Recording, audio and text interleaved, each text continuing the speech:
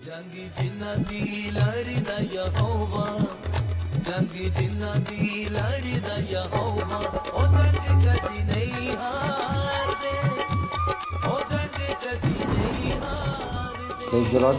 मेरे प्रियो, ज़्यादा समय ना बिताते हुए हम सीधे परमेश्वर के वचन की ओर चलते हैं।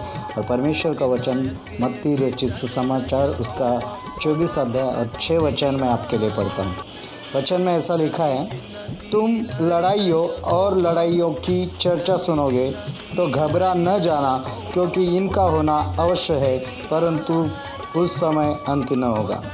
मेरे प्रियो, जैसे कि हम जानते हैं इस वक्त पूरे संसार में हम जो है लड़ाइयों की बातें देख रहे हैं, सुन रहे हैं, लड़ाइयों की चर्चा सुन रहे हैं। और हर एक देश, हर एक कंट्री, हर एक राष्ट्र जो है वो अपने अपनी ताकत दिखा रहे हैं, अपने अपनी शक्ति दिखा रहे हैं। हर तरफ लड़ाइयों का माहौल है। बहुत सारे लोग ये लड़ाइयों के माहौल को जब सुनते हैं, इसकी चर्चाओं को जब सुनते हैं, तो बहुत सारे लोगों को लगता है कि अंत आ गया है, ये शायद आखिरी युद्ध होने वाला है, सब पूरा संसार जो है नष्ट होने वाला है। और बहुत सारी बातें, कुछ लोग डरे हुए हैं। तो ये सब जब हम इस वक्त परमेश्वर के वचन को हम अपने जीवन में पूरा होते हुए देख रहे हैं, वैसा माहौल है। लेकिन मेरे प्रियो, बाइबल जो कहती है वहाँ पर यीशु मसीह ने स्पष्ट कहा कि जब तुम लड़ाई और लड़ाइयों की चर्चा सुनोगे तो घबरा न जाना, इसका होना अवश्य है, परंतु उस समय अंत न होगा। इसका मतलब जब हम लड़ाइयों के बारे में सुनेंगे, उसके विषय में चर्चा सुनेंगे, देखेंगे, न्यूज़ देखेंगे, तो हमें घबराना नहीं, हमें डरना नहीं है। और ना ही ये सोच के बैठना कि चलो अब पूरी तरह से ख़त्म हो रहा, बिल्कुल नहीं। क्योंकि यीशु मसीह ने कहा, उसने भी सिर्फ इतना कहा कि इसका होना अवश्य है और उस समय अंत न होगा। तो ये होना अवश्य है यीशु मसीह के गुप्त आगमन से पहले। तो आगे लिखा है, जगह जगह अकाल पड़ेंगे। इस बारे में भी हम देखते कि कैसे जगह जगह पे अकाल पड़ रहे हैं। बहुत सारे लोग भूख के कारण मर रहे हैं, बहुत सारे लोग खाना न मिलने के कारण, अनाज न मिलने के कारण मर रहे। कोई कोई ऐसे इलाके हैं कि कोई कोई जगह तो ऐसे है जहाँ पर सालों से बारिश नहीं होती है, लोग अनाज फसल नहीं उत्पन्न कर पाते हैं। और जिस जगह पर बारिश हो रही है, जिस जगह पर पानी है, जहाँ पर फसल उगाने की क्षमता है, उस जगह पर एक तो बारिश बहुत तेज़ आ रही है, जिसके कारण पूरा खेती जो है पूरी तरह से नष्ट हो रहा है। या तो फिर अभी हमने देखा कि कैसे टिड्डी आकर खेतियों के पूरे अनाज को खा रही है। तो ये इस तरह का माहौल बहुत संसार में है। काफ़ी हम वीडियो में देखते, फोटोज़ में देखते कि किस तरह से बालक बच्चे जो है तो कुपोषित है, खाना न मिलने के कारण मर रहे। तो ये वचन में लिखा है, क्योंकि जाति पर जाति और राज्य पर राज्य चढ़ाई करेगा।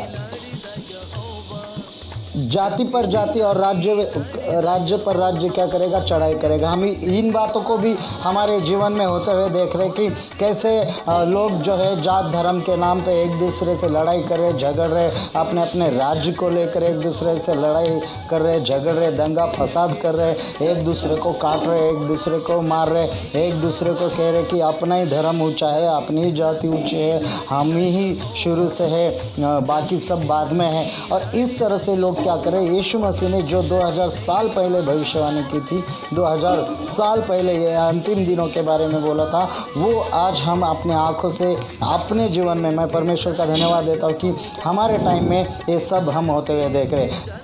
7 का आखिरी और भूकंप होंगे, तो ये भी बातों को हम अपने जीवन में देख रहे। ये सारी बातों को हम अपने जीवन में देख रहे। जो आप वीडियो देख रहे हैं मेरे पीछे, वो झूठा नहीं है, ये हकीकत वीडियो, रियल वीडियो है जो मैंने डाउनलोड करके इस वीडियो में बनाने के लिए, दिखाने के लिए किया है, ताकि हम देखें कि किस तरह से संसार में अलग अलग जगह पर भूकंप हो रहे, अलग अलग शहरों में लोग मर रहे, हजारों लाखों लोग मर रहे, करोड़ों रुपयों का नुकसान हो रहा है, लोगों के घर गिर रहे, लोग रोड पर आ रहे, लोग जो है बर्बाद हो रहे। और वो ये हर एक बात जो है मेरे प्रियो, यीशु मसीह ने 2000 साल पहले वचन में कही है, और ये बातें हम अपने जीवन में इस वक्त होते हुए देख रहे, अपने जीवन में अपने समय में इन बातों को देख रहे, तो ज़रूर हम ये कह सकते हैं तुरंत अंत आने वाला नहीं। ये तो यीशु मसीह ने स्पष्ट कर दिया है लड़ाइयों की चर्चा सुनकर। लेकिन कुछ एक बातों को जब हम देखते, तो जब एक बातों को हम देखेंगे वैसे वैसे समझ जाना कि यीशु मसीह के गुप्त आगमन की जो तैयारियां हैं वो काफ़ी हद तक पूरी हो चुकी है। और ये सारा माहौल हमें अपने आप को तैयार करने के लिए है ताकि हम यीशु मसीह के साथ जाएंगे। क्योंकि रैप्चर के बाद यानी कलीसिया या हम लोगों को उठा लिए जाने के बाद ऐसी परिस्थिति इस संसार के ऊपर आने वाली, जिसे महासंकट काल कहा जाता है, और उसकी शुरुआत ये दुख है, ये भूकंप या फिर ये भूखमरी या अकाल या फिर ये लड़ाइयाँ, जस्ट उसकी शुरुआत है जो धरती के लोगों के ऊपर आने वाले हैं। और परमेश्वर इससे हमें बचाना चाहता है। इसलिए 8वें वचन में पहले लाइन में ऐसा लिखा है, ये सब बातें पीड़ाओं का आरंभ है।